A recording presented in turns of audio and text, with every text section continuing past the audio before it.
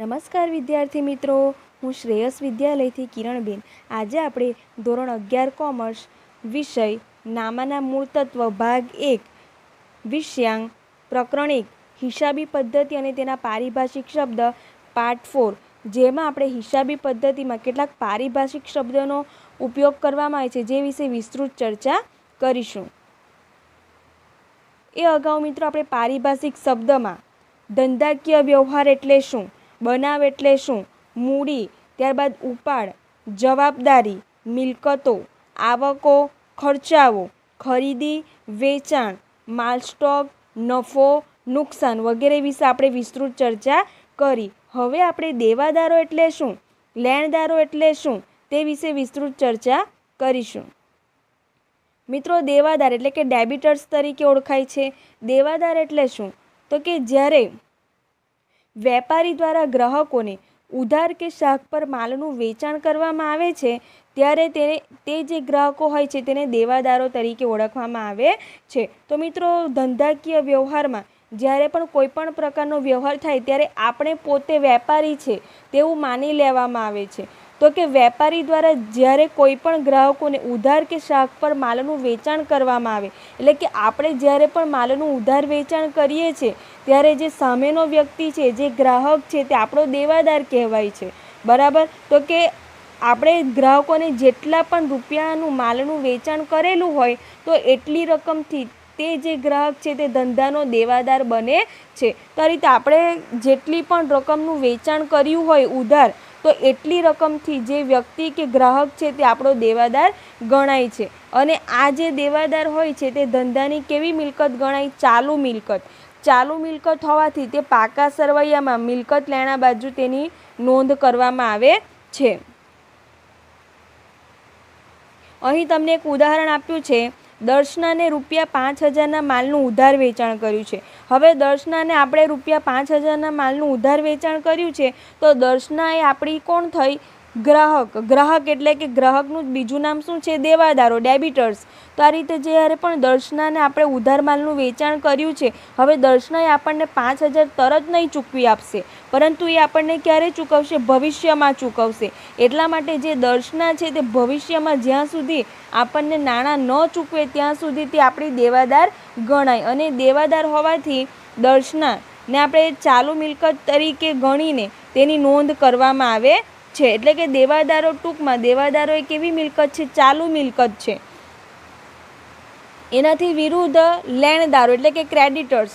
તો કે જ્યારે પણ વેપારી દ્વારા જે વ્યક્તિ પાસેથી ઉધાર કે શાખ પર માલ ખરીદવામાં આવે તો તે વ્યક્તિને આપણે લેણદાર તરીકે ઓળખીએ છીએ. હવે આપણે વેપારી છે અને આપણે કોઈ વ્યક્તિ પાસેથી માલ ઉધાર ખરીદીએ છીએ તો એ વ્યક્તિને આપણે ભવિષ્યમાં નાણાં ચૂકવવાના છે. બરાબર. કે જેની પાસેથી આપણે માલ ખરીદ્યો છે તે વ્યક્તિને આપણે ચૂકવવાના છે. તો એ જે વ્યક્તિ છે તે આપણી લેણદારો છે. બરાબર. કે એ પણ આપણો એક વેપારી છે. આપણે પોતે તો વેપારી છે જ, પરંતુ અન્ય પાસેથી જે આપણે માલ ખરીદ્યો છે તો તે પણ વેપારી જ થઈ. બરાબર. તો કે વેપારીનું જ બીજું નામ લેણદારો છે. આપણે જે વ્યક્તિ પાસેથી માલ ઉધાર ખરીદીએ છીએ તો તે વ્યક્તિ એ આપણો લેણદાર કહેવાય. તો આ પ્રકારે લેણદાર એટલે શું તો કે લેણદાર એક પ્રકારની ચાલુ જવાબદારી છે. શા માટે ચાલુ જવાબદારી છે? કારણ કે જે લેણદાર કે વેપારી છે તેને આપણે ભવિષ્યમાં નાણાં ચૂકવવાના છે. એટલે કે આપણું એક પ્રકારનું દેવું છે, આપણે ભવિષ્યમાં ચૂકવવાના હોવાથી તે જે વ્યક્તિ છે તે આપણી કોણ થઈ? લેણદાર કહેવાય. તો જ્યારે પણ ધંધાકીય વ્યવહારમાં તમે કોઈ પણ પ્રકારનો વ્યવહાર કરો ત્યારે તમે પોતે વેપારી છો એ રીતે તમારે વ્યવહારની નોંધ કરવાની છે. આ રીતે જે લેણદારો છે તે ચાલુ જવાબદારી છે. અહીં તમને એક ઉદાહરણ આપ્યું છે. ₹1,50,000નો માલ દેવ પાસેથી શાખ પર ખરીદ્યો. હવે આપણે દેવ પાસેથી શાખ પર એટલે કે ઉધાર માલ ખરીદ્યો છે, એટલે જે દેવ છે તે આપણો કોણ થયો? લેણદાર. બરાબર. લેણદાર એટલે કે વેપારી. દેવ આપણા માટે વેપારી છે. શા માટે? કારણ કે આપણે દેવ પાસેથી માલ ઉધાર ખરીદ્યો છે. તો 1,50,000 છે એટલાથી દેવ એ આપણો લેણદાર છે. લેણદાર એટલે એનો અર્થ તમારે એવો સમજવાનો કે આપણે ઉધાર ખરીદી કરી છે. ઉધાર ખરીદી કરી હોવાથી તે આપણું શું છે? દેવું છે, જવાબદારી છે, જે આપણે ભવિષ્યમાં ચૂકવવાની છે. તો આ રીતે ખ્યાલ સ્પષ્ટ થયો. દેવાદારો એટલે શું, લેણદારો એટલે શું. બરાબર. દેવાદારનો સંબંધ કોની સાથે છે? ઉધાર વેચાણ સાથે, એટલે કે ગ્રાહકો સાથે. દેવાદારોનું બીજું નામ શું છે? ગ્રાહકો. બરાબર. અને ગ્રાહકો, ત્યારબાદ ઉધાર વેચાણ, અને ઉધાર વેચાણ હોવાથી એ આપણું શું છે? લેણું છે. બરાબર. કારણ કે ભવિષ્યમાં આપણને નાણાં મળવાના છે. ભવિષ્યમાં નાણાં મળવાના હોવાથી આપણું શું કહેવાય? લેણું કહેવાય. એ જ રીતે લેણદારો જે છે તેનું બીજું નામ શું? વેપારી. બરાબર. વેપારીનો સંબંધ કોની સાથે છે? લેણદારોનો ઉધાર ખરીદી સાથે. બરાબર. ત્યારબાદ જે ઉધાર ખરીદી હોવાથી ભવિષ્યમાં આપણે નાણાં ચૂકવવાના છે, એટલે કે આપણું દેવું છે. તો આ પ્રકારે દેવાદાર અને લેણદારો. દેવાદાર એટલે કે ડેબિટર્સ, લેણદાર એટલે કે ક્રેડિટર્સ. લેણું રિસીવેબલ્સ, દેવું પેએબલ્સ. તો આ રીતે લેણું એટલે શું અને દેવું એટલે શું? તો કે એ અગાઉ આપણે દેવાદારો અને લેણદારો વિશે ચર્ચા કરી. બરાબર. તો કે ભવિષ્યમાં આપણને નાણાં મળવાના હોય તો તે આપણું લેણું કહેવાય, સામાન્ય ભાષામાં વાત કરીએ તો. અને દેવું એટલે શું? તો કે ભવિષ્યમાં આપણે નાણાં ચૂકવવાના હોય, આપણે ભવિષ્યમાં નાણાં ચૂકવવાના હોય અન્યને, તો તે આપણું દેવું કહેવાય. તો કે વેપારી દ્વારા કરેલ ઉધાર વેચાણની રકમ દેવાદારો પાસેથી ભવિષ્યમાં મળવાની બાકી હોય તેને લેણાં તરીકે ઓળખવામાં આવે છે. તો કે જ્યારે પણ આપણે વેપારી દ્વારા ઉધાર માલનું વેચાણ કરીએ છીએ, આપણે કોઈ પણ વ્યક્તિને ઉધાર માલનું વેચાણ કર્યું છે, તો એ વ્યક્તિ આપણું કોણ થઈ? દેવાદાર. બરાબર. તો કે દેવાદાર પાસેથી આપણને ભવિષ્યમાં રકમ મળવાની બાકી છે. તો જેટલી રકમથી આપણે જે ઉધાર વેચાણ કર્યું છે એ આપણું શું કહેવાશે? લેણું કહેવાશે. લેણું હોવાથી તે આપણી કઈ ચાલુ મિલકત ગણાય છે. તો આ રીતે જે લેણું છે તેનો સંબંધ કોની સાથે છે? દેવાદારો સાથે. અને દેવાદારો સાથે હોવાથી તેની રકમ આપણને ભવિષ્યમાં મળવાની બાકી છે. તો આ રીતે લેણું એ આપણી ચાલુ મિલકત ગણાય છે. ત્યારબાદ જે મળવાની બાકી આવકો છે, મળવાની બાકી આવકોમાં મળવાનું બાકી ભાડું, મળવાનું બાકી કમિશન, બરાબર, મળવાની બાકી દલાલી, મળવાનું બાકી વ્યાજ. તો કે મળવાની બાકી જે પણ આવકો છે તે આપણું લેણું કહેવાય, કારણ કે ભવિષ્યમાં તે આવક આપણને મળવાની બાકી છે. બરાબર. એ જ રીતે અગાઉથી ચૂકવેલ ખર્ચાઓ. તો કે આપણે હમણાં જે પણ ખર્ચા અગાઉથી ચૂકવેલા છે તે આપણે હવે પછી ચૂકવવાના નથી, આપણે અગાઉથી ચૂકવી દીધા છે. બરાબર. એટલા માટે અગાઉથી ચૂકવેલ ખર્ચાઓ જે આપણું લેણું કહેવાય. અગાઉથી ચૂકવેલ પગાર હોય, અગાઉથી ચૂકવેલ ભાડું હોય. બરાબર. તો કે આ પ્રકારે લેણામાં મળવાની બાકી આવકો અને અગાઉથી ચૂકવેલ ખર્ચાઓનો સમાવેશ થાય છે. હવે દેવું એટલે શું? તેનાથી વિરુદ્ધની પરિસ્થિતિ. લેણામાં ઉધાર વેચાણ કરવામાં આવે, જ્યારે દેવામાં ઉધાર ખરીદી કરવામાં આવે.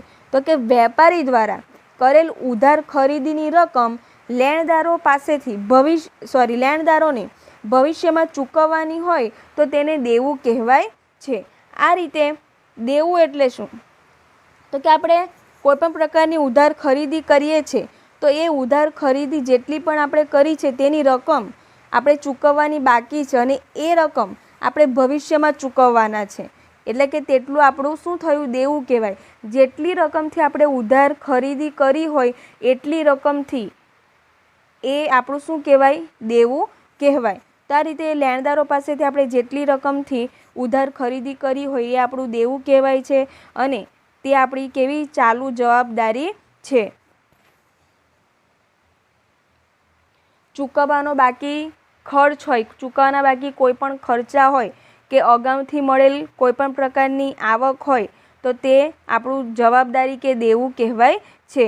હવે ચૂકવવાના બાકી ખર્ચામાં ચૂકવવાનો બાકી પગાર, ચૂકવવાની બાકી દલાલી, ચૂકવવાની બાકી મજૂરી, અને અગાઉથી મળેલ આવકોમાં અગાઉથી મળેલ દલાલી, અગાઉથી મળેલ ભાડું, આ પ્રકારની આપણી જવાબદારી કે દેવું કહેવાય છે.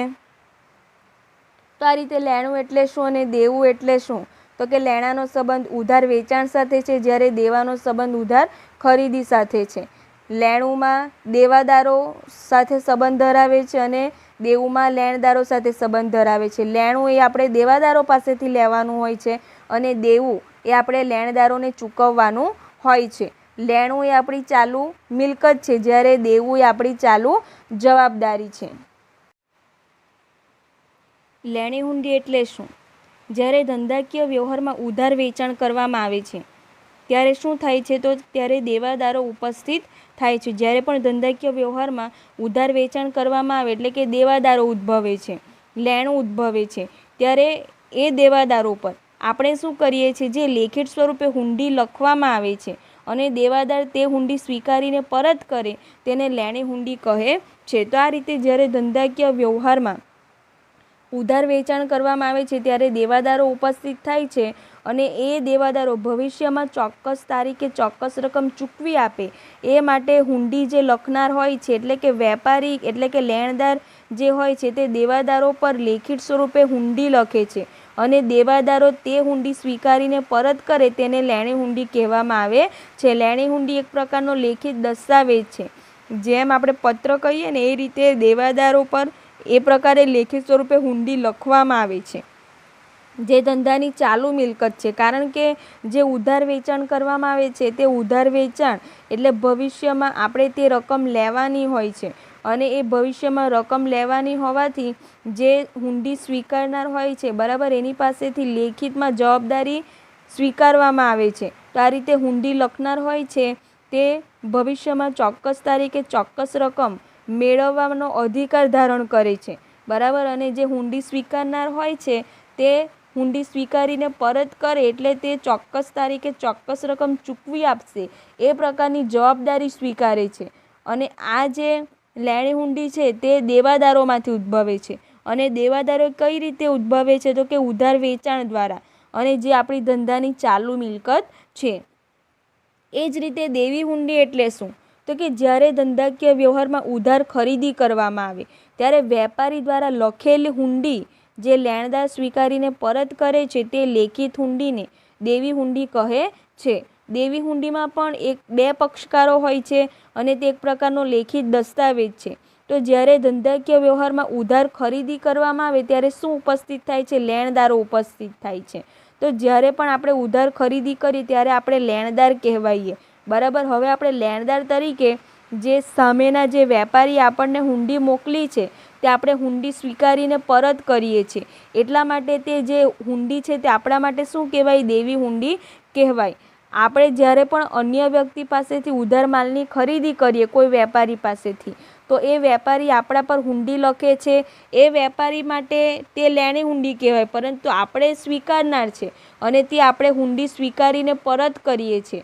એટલે કે આપણે તે હુંડીમાં હુંડીમાં ચોક્કસ રકમ જણાવેલી હોય છે તે ચોક્કસ રકમ ભવિષ્યમાં આપણે ચૂકવી આપશું એ પ્રકારની આપણે જવાબદારી સ્વીકારીએ છીએ અને જેને આપણે દેવી હુંડી કહીએ છીએ. તો આ રીતે હુંડી સ્વીકારનાર જે હોય છે તે ચોક્કસ રકમ ચોક્કસ તારીખે ચૂકવી આપશે એવી જવાબદારી સ્વીકારે છે બરાબર. દેવી હુંડીમાં જ્યારે જે સામેનો પક્ષકાર છે એટલે કે જે વેપારી છે બરાબર, એ વેપારી શું કરે છે? તો કે વેપારી મેળવશે બરાબર, ભવિષ્યમાં ચોક્કસ રકમ ચોક્કસ તારીખે તે મેળવશે. તો આ રીતે એક પ્રકારની ચાલુ જવાબદારી છે દેવી હુંડી અને તે લેણદારોમાંથી ઉદ્ભવે છે. તો આ રીતે લેણી હુંડી એટલે શું? દેવી હુંડી એટલે શું? લેણી હુંડીનો સંબંધ ઉધાર વેચાણ સાથે છે એટલે કે દેવાદારો સાથે છે બરાબર. લેણી હુંડીમાં લેણી હુંડી એ દેવાદારોમાંથી ઉદ્ભવે છે, જ્યારે દેવી હુંડી એ લેણદારોમાંથી ઉદ્ભવે છે.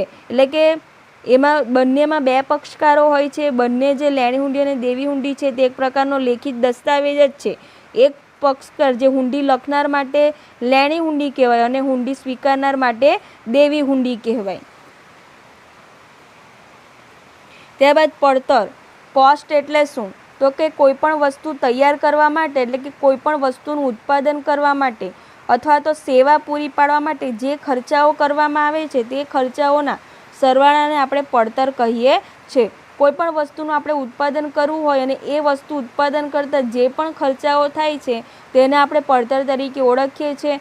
અથવા તો જે પણ સેવાઓ પૂરી પાડવામાં આવે છે તો તે તમામ પ્રકારના જે ખર્ચાઓ છે તેને આપણે પડતર તરીકે ઓળખીએ છીએ. જેમ કે યંત્ર, બરાબર, યંત્ર ગોઠવવાનો ખર્ચ, યંત્ર લાવવાનો ખર્ચ, યંત્રનો સમારકામ ખર્ચ, આ તમામ પ્રકારના ખર્ચાઓનો સરવાળો જેને આપણે પડતર તરીકે ઓળખીએ છીએ. એ જ રીતે પડતરમાં માલ સામાનની પડતર, ઉત્પાદન પડતર, મજૂરી પડતર, ત્યારબાદ અન્ય પડતરોનો પણ સમાવેશ આ પડતરમાં થાય છે. માલ સામાનની પડતર એટલે કે કાચા માલની ખરીદી, કાચા માલને લગતા ખર્ચાઓનો સરવાળો, બરાબર, જેને આપણે માલ સામાનની પડતર તરીકે ઓળખીએ છીએ. ઉત્પાદન પડતર એટલે કે જે માલ સામાનની પડતર હોય છે તેમાં ઉત્પાદનના ખર્ચાઓને ઉમેરવામાં આવે છે અને તેનાથી આપણને ઉત્પાદન પડતર મળે છે. મજૂરી પડતર, તો મજૂરી પડતરમાં પરોક્ષ મજૂરી, પ્રત્યક્ષ મજૂરી જેનો સરવાળો, બરાબર, જેને મજૂરી પડતર તરીકે ઓળખવામાં આવે છે. તો આ રીતે પડતર એટલે શું ટૂંકમાં, તો કે કોઈ પણ વસ્તુનું ઉત્પાદન કરતાં જે પણ પ્રકારના ખર્ચાઓ કે સેવાઓ દ્વારા જે ખર્ચાઓ થાય છે એ ખર્ચાઓનો સરવાળો જેને આપણે પડતર તરીકે ઓળખીએ છીએ. વાઉચર એટલે શું?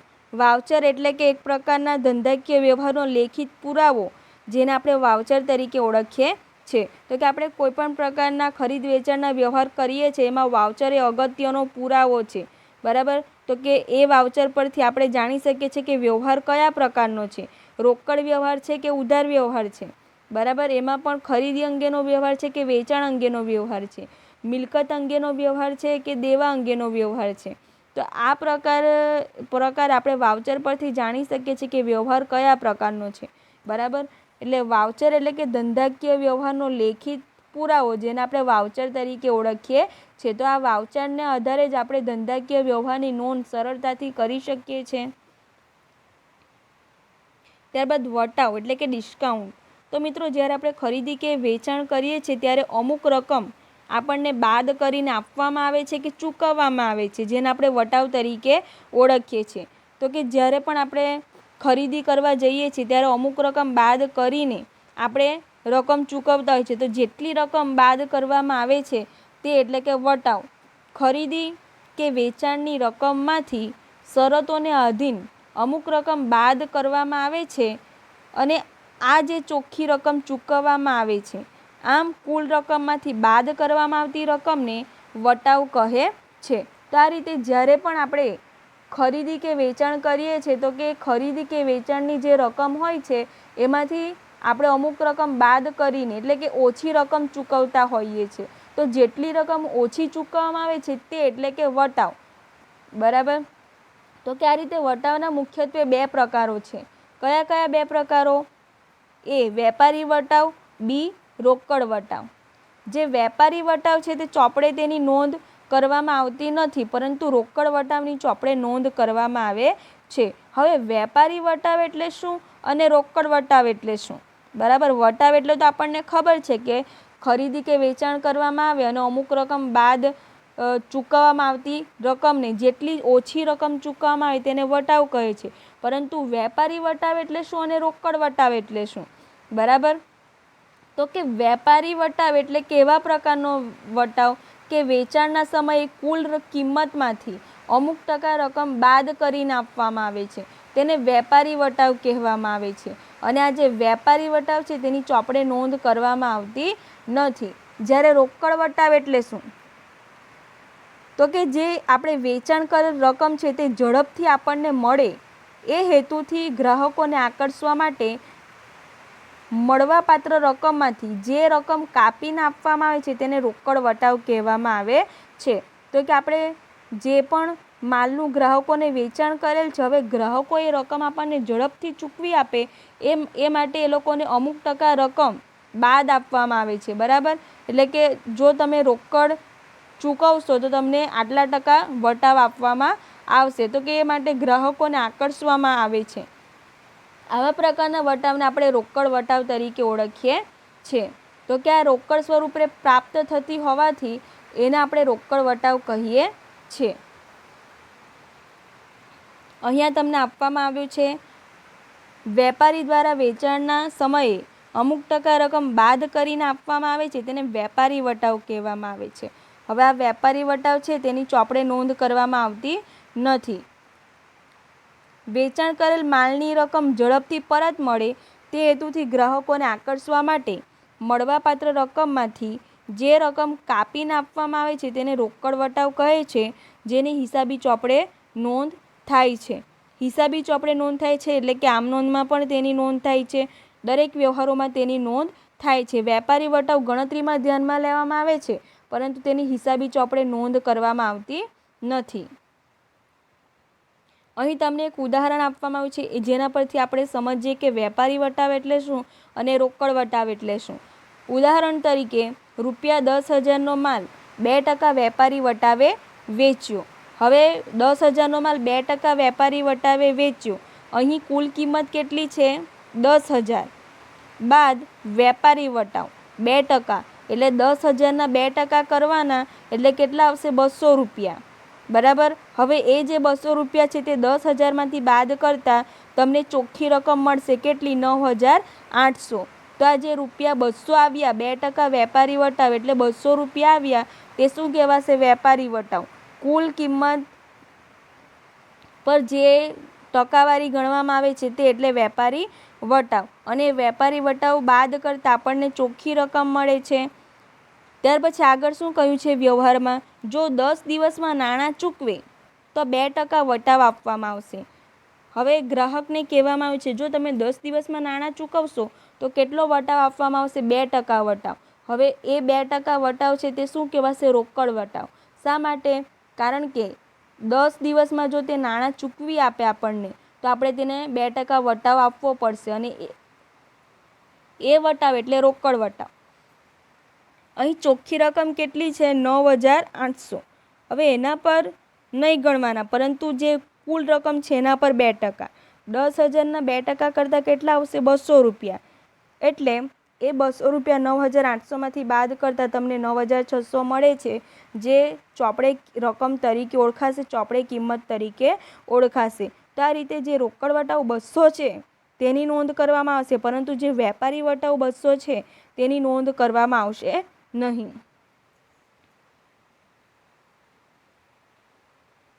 હવે વટાવમાં આપેલ વટાવ એટલે શું અને મળેલ વટાવ એટલે શું?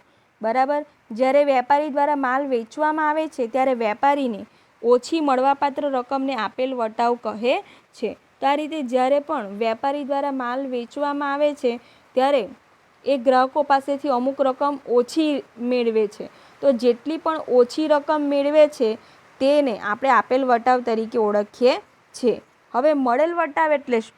તો કે જ્યારે વેપારી દ્વારા માલ ખરીદવામાં આવે ત્યારે વેપારીએ ઓછી ચૂકવવાપાત્ર રકમને મળેલ વટાવ કહીએ છીએ. તો કે આપણે કોઈપણ વેપારી પાસેથી માલ ખરીદીએ છીએ અને એ વેપારીને આપણે જેટલી રકમ ઓછી ચૂકવીએ છીએ અને એ વેપારીને જેટલી રકમ ઓછી મળે છે તેને આપણે મળેલ વટાવ તરીકે ઓળખીએ છીએ. ટૂંકમાં આપેલ વટાવ અને મળેલ વટાવ એટલે શું?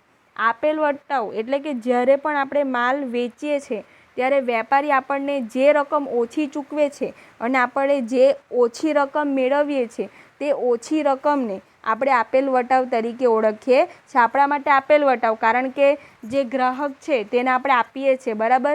જે ઓછી રકમ ગ્રાહક ચૂકવે છે અને આપણે ઓછી રકમ મેળવીએ છીએ, જેને આપણે આપેલ વટાવ તરીકે ઓળખીએ છીએ. જ્યારે મળેલ વટાવ એટલે શું? તો કે જ્યારે વેપારી દ્વારા માલ ખરીદવામાં આવે છે, આપણે જ્યારે માલ ખરીદીએ છીએ ત્યારે આપણે જે ઓછી રકમ ચૂકવીએ છીએ અને જે સામે ઓછી રકમ મેળવે છે તે એટલે કે મળેલ વટાવ.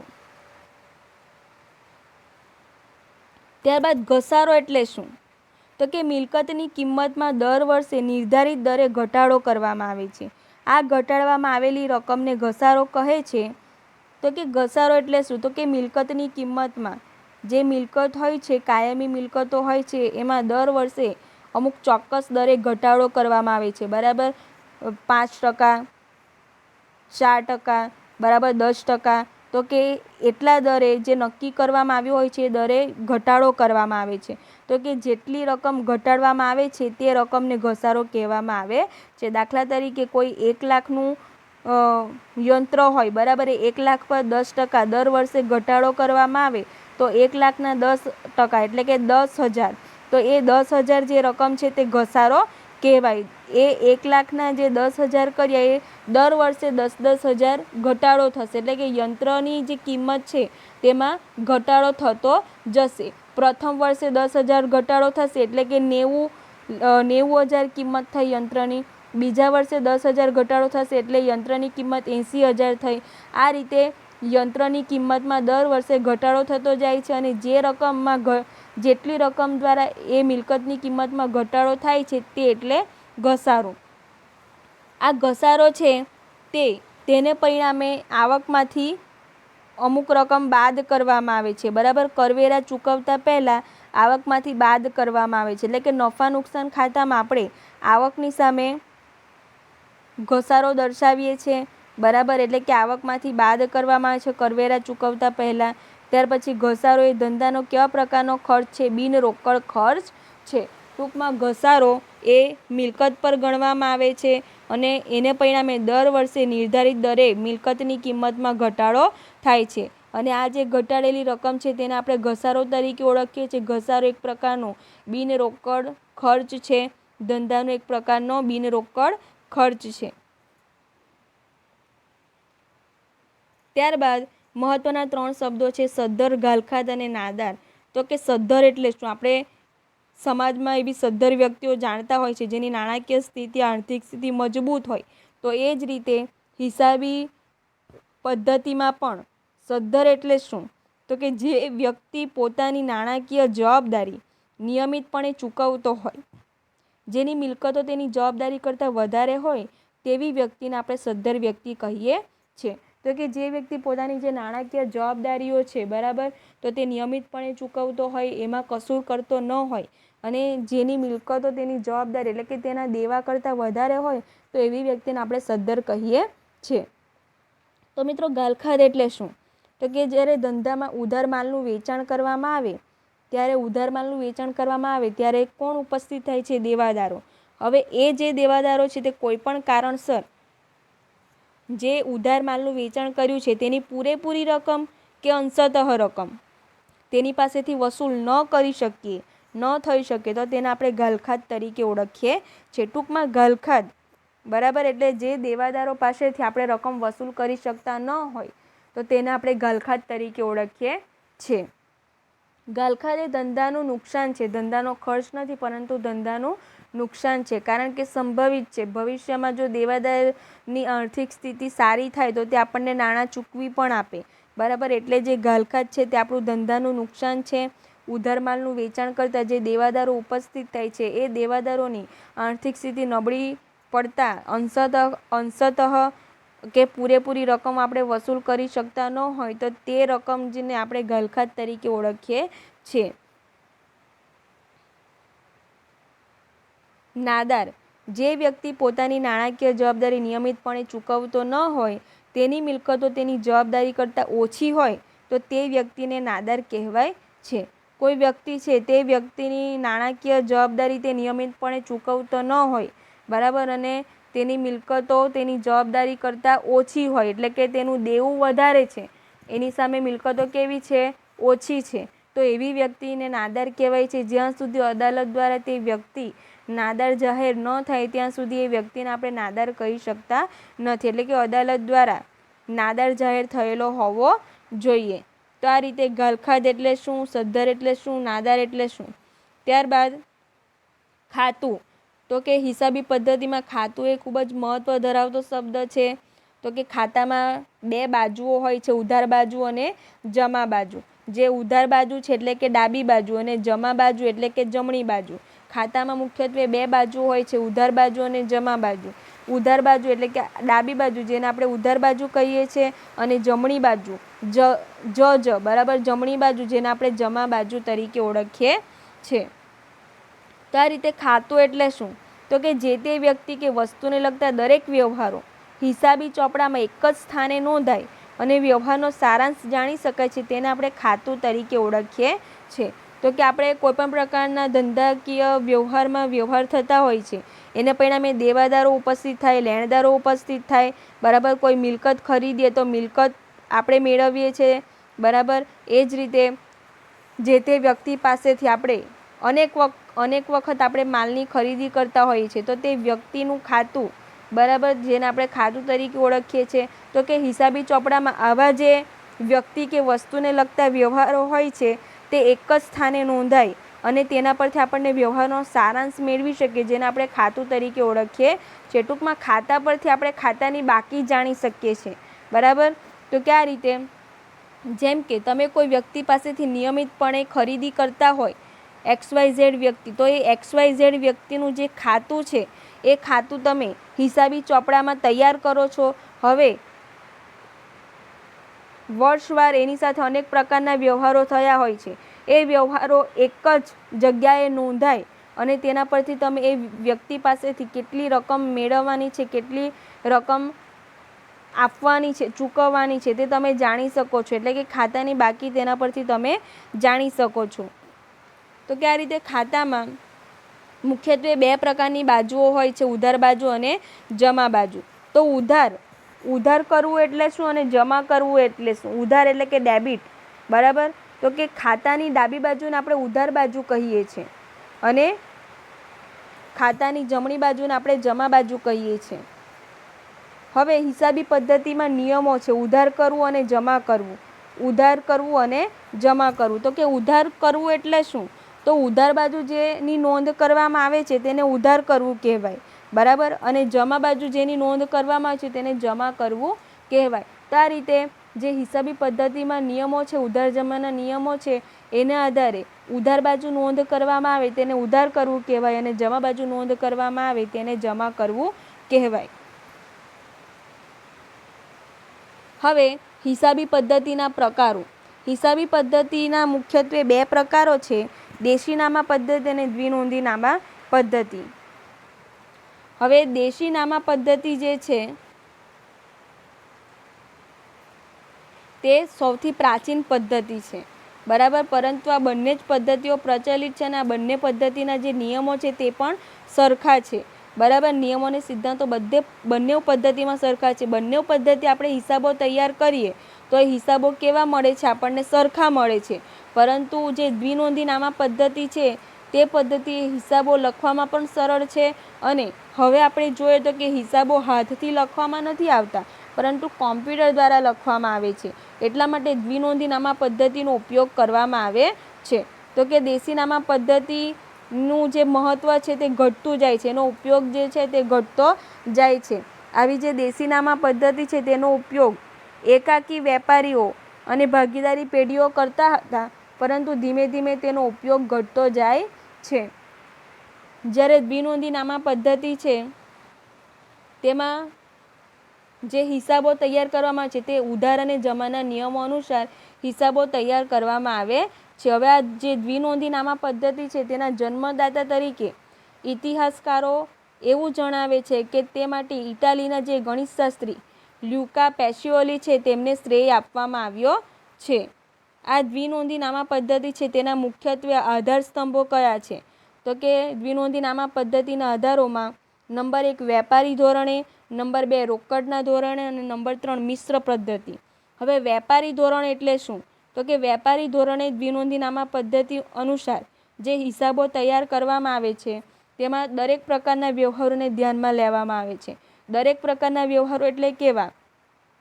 તો કે આવક જાવક અંગેના વ્યવહારો એટલે કે ઉપજ ખર્ચ અંગેના વ્યવહારો, મિલકતો અને જવાબદારી અંગેના વ્યવહારો. આ તમામ પ્રકારના વ્યવહારોનો સમાવેશ વેપારી ધોરણમાં કરવામાં આવે છે. તો કે જે તે હિસાબી વર્ષની જે ઉપજ અને ખર્ચાઓ હોય છે એને પણ ધ્યાનમાં લેવામાં આવે છે. જેમાં ચાલુ વર્ષની જે મળવાની બાકી આવકો છે, ચાલુ વર્ષના ચૂકવવાના બાકી ખર્ચાઓ છે એમને પણ ધ્યાનમાં લેવામાં આવે છે. પરંતુ ગયા વર્ષની કે પછીના વર્ષની આવક કે ઉપજને ધ્યાનમાં લેવામાં આવતા નથી. એટલે જ આપણે ત્યાં જે હિસાબો રાખવામાં આવે છે તે વેપારી ધોરણે હિસાબો રાખવામાં આવે છે, કારણ કે તેમાં ચાલુ વર્ષની તમામ જે આવકો અને ખર્ચાઓ છે તેને ધ્યાનમાં લેવામાં આવે છે. ત્યારબાદ તમામ પ્રકારના વ્યવહારોને ધ્યાનમાં લેવાય છે. તો નંબર 2 રોકડના ધોરણે. આ જે રોકડના ધોરણે છે તેમાં માત્ર રોકડ વ્યવહારો હોય છે તેવા જ વ્યવહારો નોંધવામાં આવે છે. તો કે તેમાં રોકડ આવક જાવક અંગેના વ્યવહારો, રોકડ મિલકત જવાબદારી અંગેના વ્યવહારો જ નોંધવામાં આવે છે, જ્યારે ઉધાર વ્યવહારો કે એવા વ્યવહારોને ધ્યાનમાં લેવામાં આવતા નથી. ગયા વર્ષના કે આવતા વર્ષના જે રોકડ અંગેના વ્યવહારો હોય છે તેને નોંધવામાં આવે છે, પરંતુ ઉધાર વ્યવહારોને પરિણામે જે દેવાદાર લેણદારો હોય છે એવી જે બાબતો છે તેની નોંધ કરવામાં આવતી નથી. અને આ જે પદ્ધતિ છે તેનો ઉપયોગ પણ કેવો છે? મર્યાદિત છે. ત્યારબાદ નંબર 3 મિશ્ર પદ્ધતિ. મિશ્ર પદ્ધતિ એટલે કે વેપારી ધોરણ અને રોકડના ધોરણે એક જે પદ્ધતિ તૈયાર થાય છે તે મિશ્ર પદ્ધતિ. બરાબર. તો કે આ પદ્ધતિ વેપારી ધોરણની સુધારેલી પદ્ધતિ તરીકે ઓળખાય છે અને આ પદ્ધતિનો ઉપયોગ પણ મર્યાદિત છે. આ પદ્ધતિ એટલી બધી પ્રચલિત નથી. તો કે આપણે ત્યાં વેપારી ધોરણે હિસાબો રાખવામાં આવે છે અને એ માટે કંપનીઓ પોતાના જે વાર્ષિક અહેવાલો હોય છે એમાં સ્પષ્ટતા પણ કરે છે અને એ અંગેનું પ્રમાણપત્ર પણ આપે છે.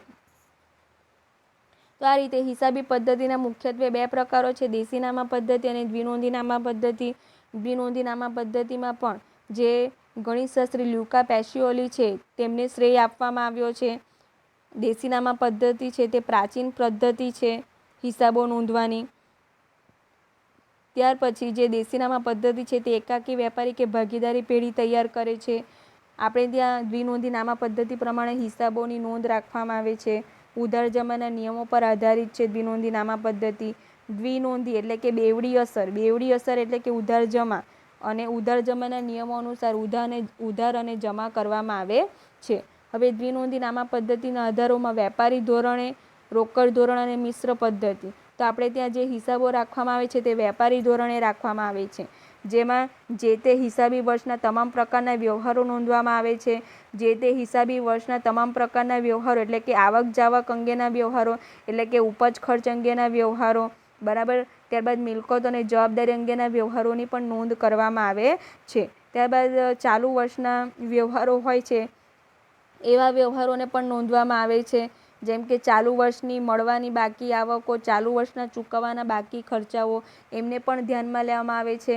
પરંતુ ગયા વર્ષની કે તે પછીના વર્ષોની જે આવક કે ખર્ચાઓ હોય છે તેને ધ્યાનમાં લેવામાં આવતા નથી. ત્યારબાદ હિસાબો તૈયાર કરવાના તબક્કાઓ છે. તો કે હિસાબો તૈયાર કરવાનો પ્રથમ તબક્કો વાઉચર છે. વાઉચર એટલે આપણે જોઈ ગયા તો કે ધંધાકીય વ્યવહારોનો લેખિત પુરાવો, જેને આપણે વાઉચર કહીએ છીએ. હવે વાઉચર પરથી શું જાણી શકાય છે? તો કે વ્યવહારની ઓળખ થઈ શકે. વ્યવહાર કયા પ્રકારનો છે? રોકડ સ્વરૂપનો છે કે ઉધાર સ્વરૂપનો છે? બરાબર. એટલે કે જે ધંધાકીય વ્યવહાર થયો હોય છે એ વ્યવહાર પરથી આપણે જાણી શકીએ છીએ. તો કે પ્રથમ તબક્કો વાઉચર. બરાબર.